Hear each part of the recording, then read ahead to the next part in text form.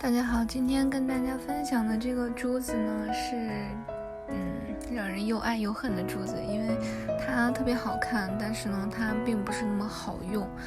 因为它这个珠子呢它是属于管珠那一类，它的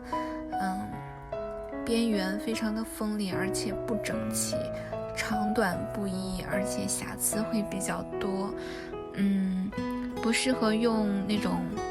线，就是我们穿流苏的那种线，因为会挂毛，然后呢用铜丝穿还是比较合适的，但它做的造型来说会比较有限制，用鱼线有时候也会把鱼线给割破，但是非常好看。一般铜丝做簪子的话，它这个造型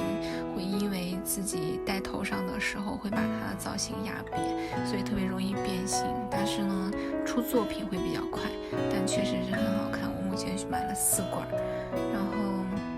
不打算再买，因为好看是好看，但是利用率不是很高，而且戴头上的话特别容易刮头发，但是好看是真的好看。这是属于这个光泽是叫猫眼珠，但它属于管珠一类，大家可以看一下。哎呀，还2分多钟，我说的有点快了。主要想说的就是它颜色好看，尤其是在阳光下会更好看。但它的缺点呢，就是刮头发，然后容易割绳子。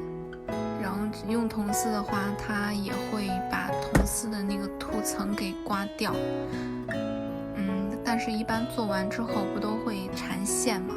把它缠上还好。但是它瑕疵比较多，用的时候可能需要挑挑拣拣。如果要求整齐度的话，这个可能没有办法完成你的整齐度，可以用古董珠比较合适。回头再给大家出其他珠子的使用感。